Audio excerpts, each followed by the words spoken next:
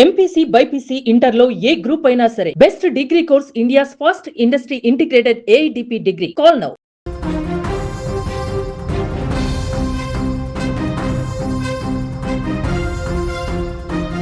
Jubilee Hills CI Srinivas రెడ్డికి సంబంధించిన ఒక ఆడియో ఇప్పుడు వైరల్గా మారింది.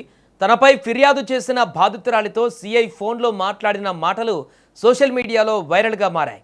ఓ కేసుకు సంబంధించిన ఫిర్యాదు చేయడానికి వచ్చిన ఓ మహిళను లైంగికంగా వేధించారని, దానితో పాటు బ్లాక్మెయిల్ చేసి 2 కోట్లు తీసుకున్నట్లు మహిళా బాధితురాలు ఫిర్యాదు చేసింది. దీంతో సిఐ శ్రీనివాస్ రెడ్డిని సస్పెండ్ చేస్తూ ఉత్తర్వులు జారీ చేశారు. అయితే తాజాగా ఒక ఆడియో వైరల్ కావడంతో ఈ కేసు సంచలనంగా మారింది. ఒకసారి ఆ వైరల్ అవుతున్నటువంటి ఆడియో ఏంటనేది ఒకసారి చూద్దాం. హలో ఒక విషయం చెప్తా, వింటా అంటే ఒక నిమిషం. చెప్పు. ఆ ఫోటోలు వీటోలన్నీ ఏడంటాడు ఇచ్చేసినావు. ఓకే, ఉమ్, దాంట్లో నేను ఒక్కనేం లేను. ఉమ్. ఓకే, అది చూసుకో జాగ్రత్త, ఏంటి? అది చూసుకో జాగ్రత్తగా. ఓకే, అవునా? ఆడపిల్లవు కదా. ఓ, ఈరోజు ఆడపిల్లని గుర్తుకొచ్చినానా? రోడ్డు మీద కొట్టినప్పుడు రాలే? మీ ఇంట్లో బట్టలు ఇప్పి కొట్టినప్పుడు గుర్తు రాలేదా? హ్మ్. ఎవరిని కొట్టిరో ఎవరు లిఫ్ట్ లో బట్టలు ఇప్పి కుట్టినప్పుడు గుర్తు రాలేదా అదే ఆడపిల్లని? చెప్తున్నా. ఆడపిల్ల డ్రెస్ చింపి కుట్టినప్పుడు గుర్తు రాలేదా? ఈ బుద్ధి గుర్తుకొచ్చిన ఆడపిల్లనని? ఆ? నా జీవితం బొగ్గుపాలు చేసి ఈ బుద్ధి ఆడపిల్లనని గుర్తుకొచ్చినానా? రోడ్డు మీద పెట్టినవే నన్ను తెచ్చి అన్యాయం చేసి పెట్టారే. ఇంకేం చేసేస్తారు? ఎవరిని రోడ్డుని మీరు పెట్టారు.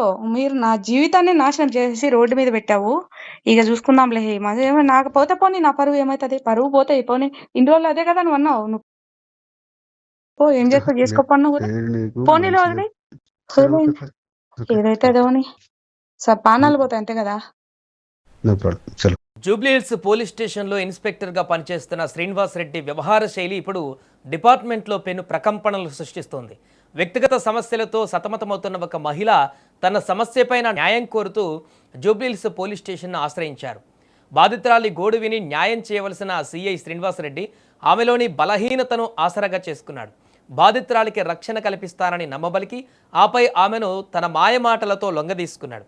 స్టేషన్ పరిధిలోనే ఉంటూ ఆమెను శారీరకంగా లొంగదీసుకోవడమే కాకుండా అత్యంత నీచంగా ఆమెకు తెలియకుండా రహస్యంగా ప్రైవేటు వీడియోలు చిత్రీకరించారనేది బాధితురాలి ఆరోపణ. ఇక అసలు అసహ్యకరమైనటువంటి భాగం అక్కడే మొదలైంది. ఆ మహిళను నమ్మించేందుకు పెళ్లి చేసుకుంటానంటూ నట్టెట్ట ముంచాడు సిఐ శ్రీనివాస్ రెడ్డి. కొన్నాళ్ల పాటు ఆమెతో సహజీవనం చేసినట్లుగా బాధితురాలు తన ఫిర్యాదులో పేర్కొంది. ఆ తర్వాత అసలు రంగు బయటపెట్టాడు. తాను తీసిన రహస్య వీడియోలను అడ్డుపెట్టుకొని ఆ మహిళను మానసికంగా తీవ్రంగా బ్లాక్మెయిల్ చేయడం ప్రారంభించాడు. నీ బండారం బయట పెడతానంటూ బెదిరించి విడతల వారీగా ఏకంగా 2 కోట్లకు పైగా నగదును ఆ సిఐ ఆమె నుంచి వసూలు చేశాడు.